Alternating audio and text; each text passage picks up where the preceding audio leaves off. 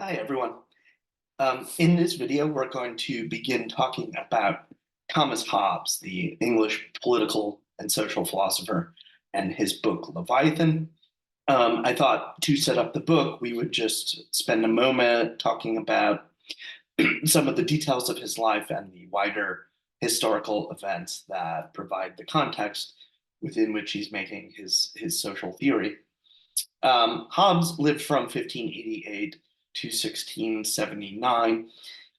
He is often associated with what is called classical liberalism. The book Leviathan seems to encompass many of the core concepts of the liberal tradition, which we're going to have to unpack together. And Leviathan is a hugely influential book of political theory. And the domain of political theory that Hobbes is most closely associated with is the school of thought known as social contract theory. All right. So we're going to talk about what his social contract theory was and why it was a response to the question of human nature. So just a few more details about his life. Hobbes is an English philosopher, and he gets his education. It was a classical education at Oxford University. He was very interested in developments in the physical sciences or the natural sciences at his time. He was a very brilliant chemist and made a number of discoveries and contributions in the early development of chemistry.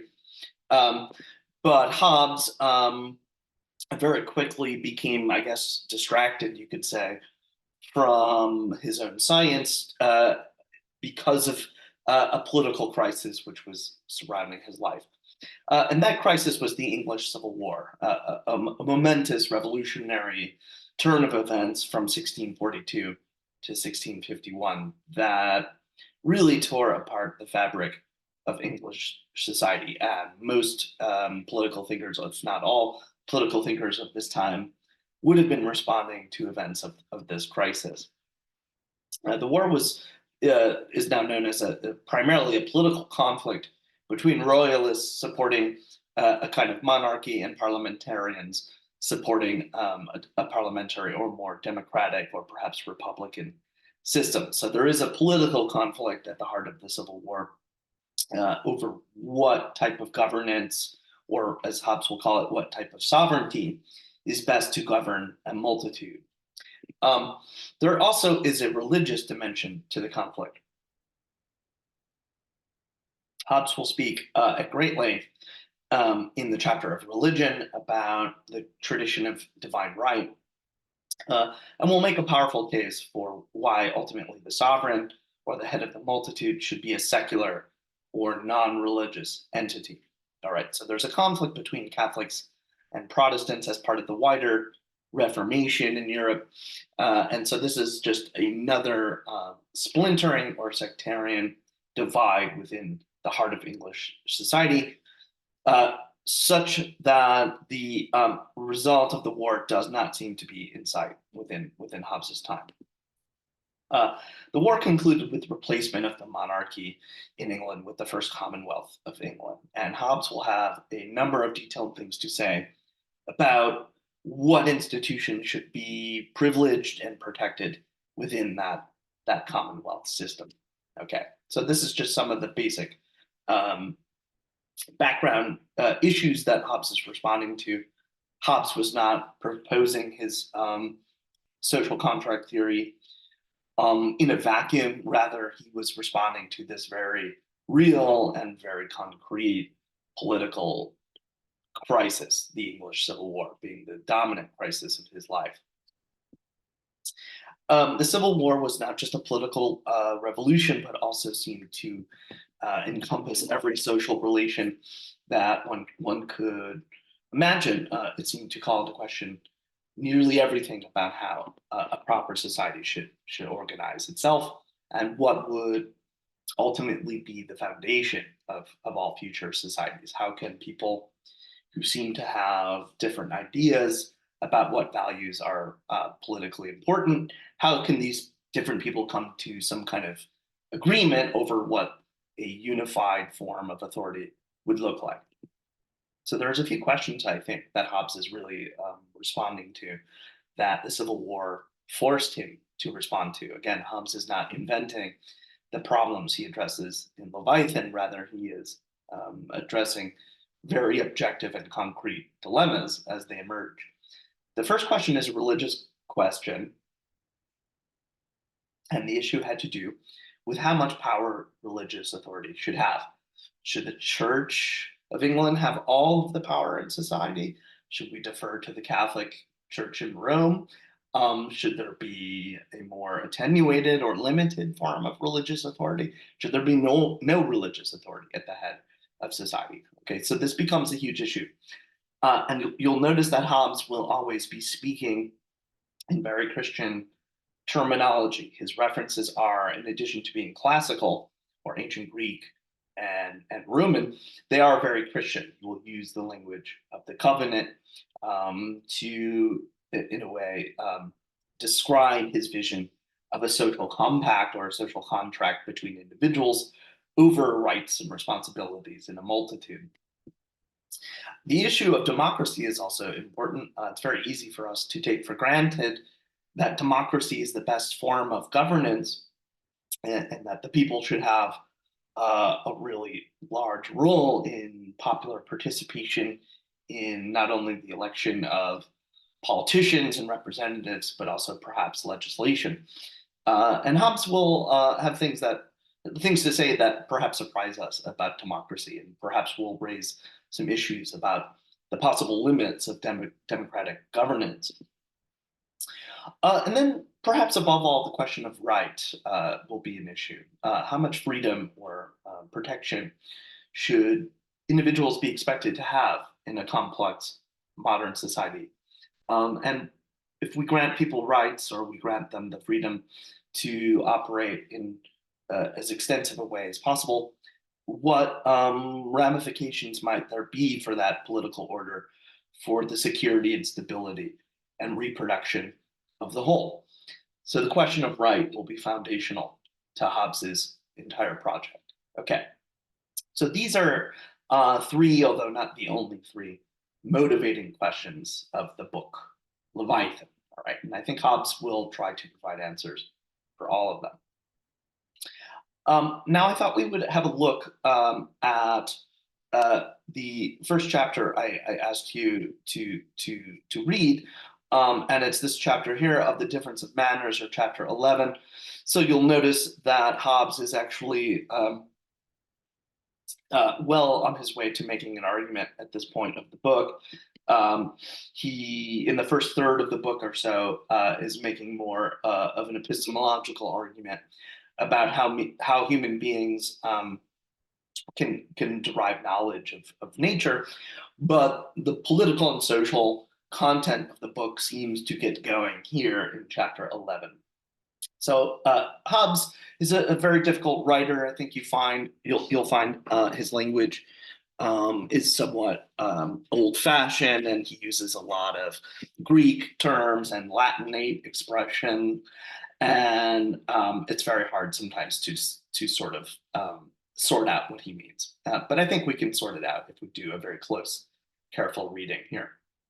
Okay, so let's have a look at the text and see if we can't come to some a kind of collective understanding of what he's talking about here in this chapter called "Of the Difference of Manners." Okay, so Hobbes writes, "By manners, I mean not here decency of behavior, as how one man should salute another, or how a man should wash his mouth or pick his teeth before company, and other such points of the small morals."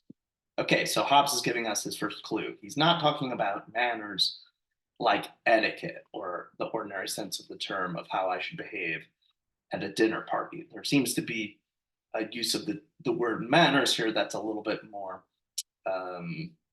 fundamental than that, right? He says, but those qualities of mankind that concern their living together in peace and unity. So, what's the definition of manners? Manners means the qualities of mankind, of human nature, that have to do with the issue of how we're going to live together in a peaceful unity. That's really what the investigation of this part of Leviathan is about.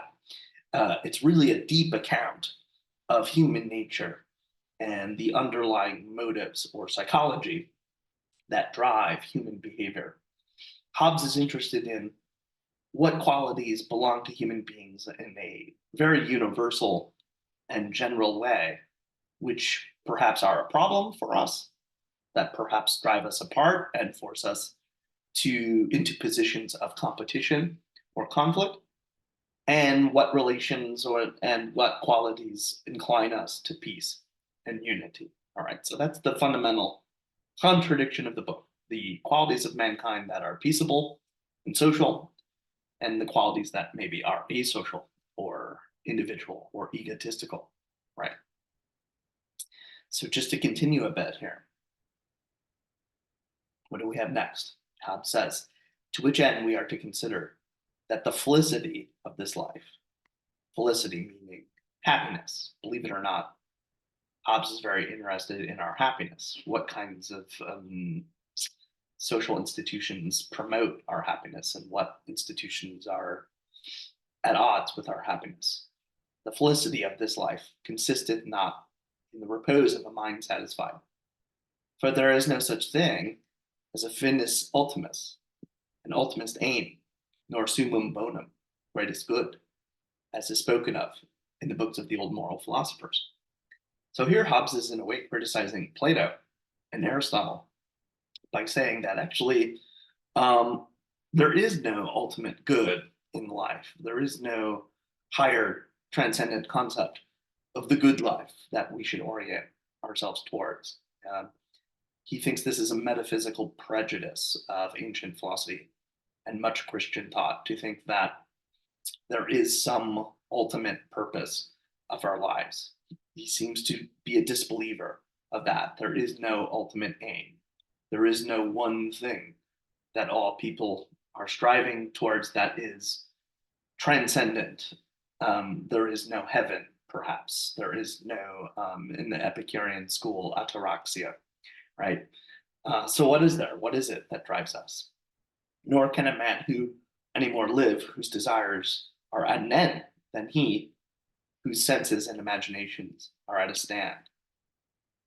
So it seems to be the case that our desire for new stuff is always present, right? We're not content. Felicity, happiness, is a continual progress, the desire from one object to another, the attaining of the former being still but the way to the latter. So we have a restlessness about us. Hobbes's concept of human nature is that there is something insatiable about us. We always want something more. If I have a ton of money, I want more money.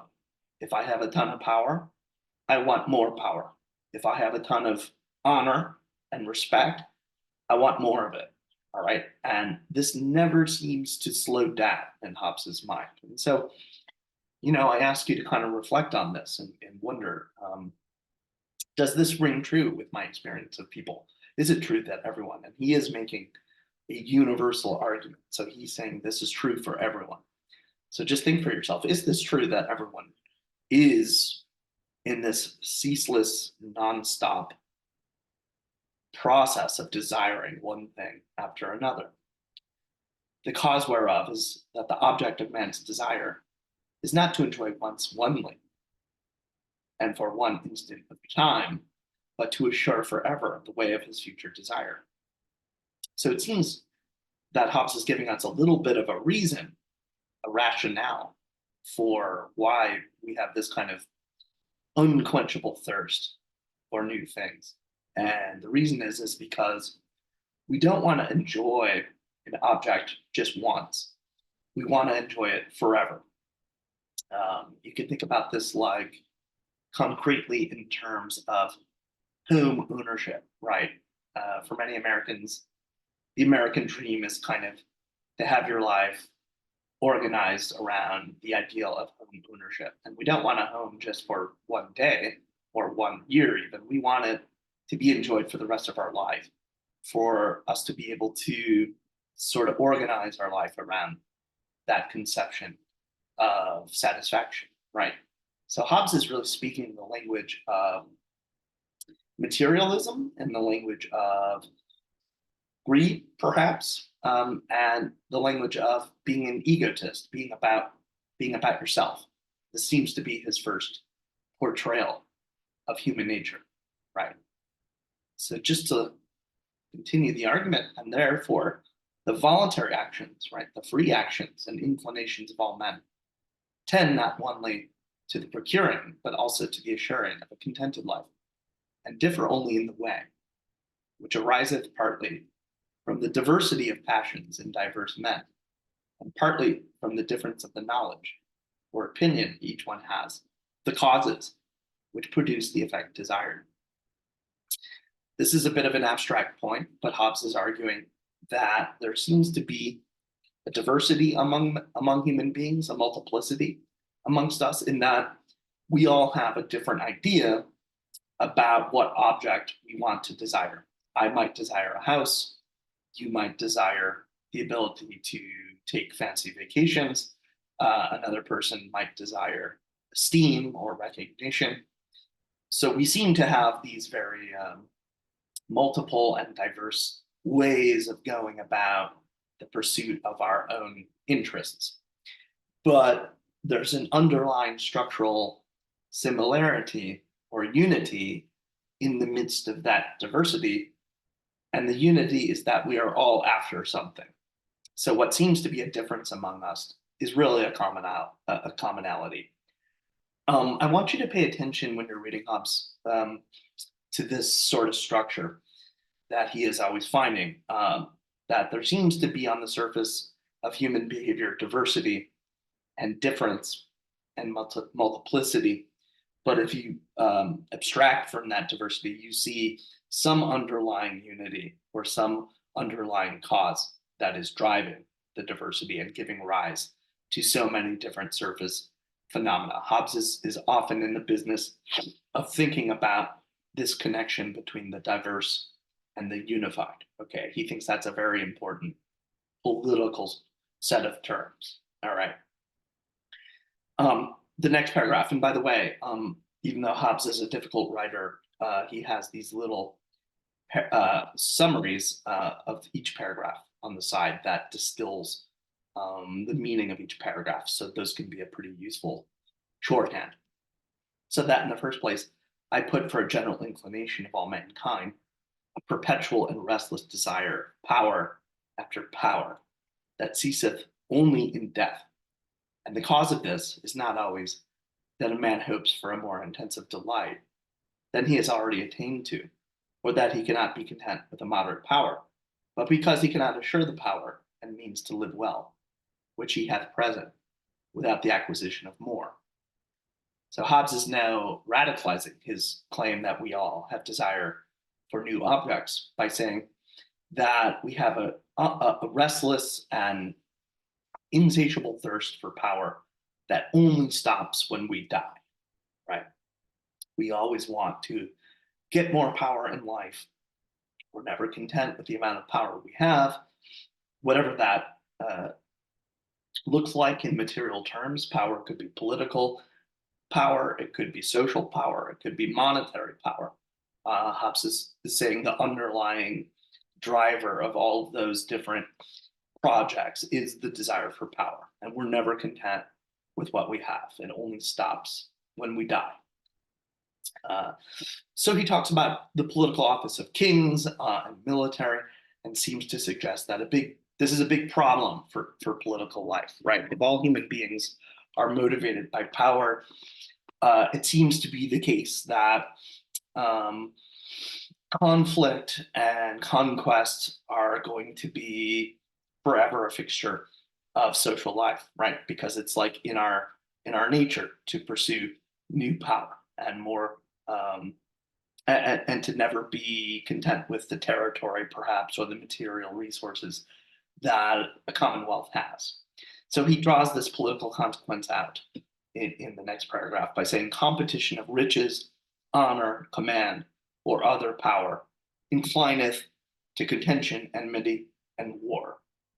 Because the way of one competitor to the attaining of his desire is to kill, subdue, supplant, or repel the other, particularly competition of praise, inclineth to a reverence of antiquity.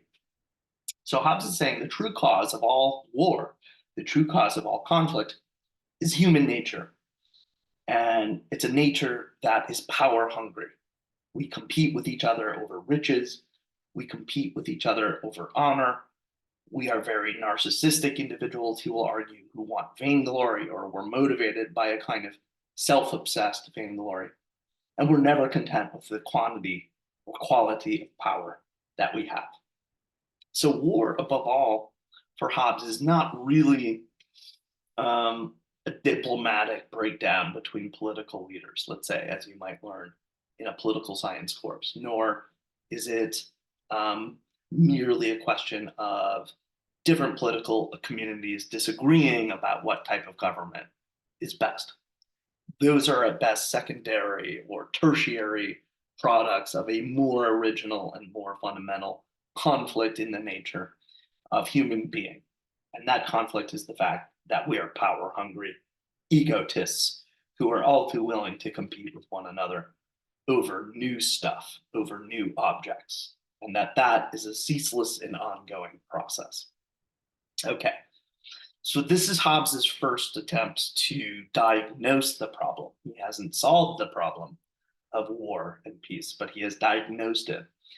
The problem is that human nature is power hungry. And so no matter what social order we're in, whether democratic, monarchical, egalitarian, there seems to be this underlying problem in the nature of manners, which is that we all want more power. So he's going to have to propose some solutions to the problem. What is the response? Do we try to teach human beings to not be power hungry? Hobbes will be skeptical of that answer. Do we try to just clamp down on power hungry people with a tyrant? Maybe, but that seems to not be the road to a very stable political order. One institution will govern us. Hobbes is going to have to address this. So in the next chapter, the first answer he will look at is the answer of religion, or the tradition of divine right, which would suggest that the ultimate glue for power-hungry people is a common religious faith. All right. So Hobbes will look at this and he will raise some skeptical questions about whether or not that actually is the road to stability and a multitude. Okay, so just to review, try to understand in the Difference of Manners chapter, the underlying logic of egotism, which means that human nature is power-oriented or power-hungry. And try to think for yourself about why that's a specifically social or political problem. And maybe try to imagine for yourself what a possible solution to that nature would be. So for the next bit of work, we will have a look at chapter 12, which is Hobbes's analysis of religion.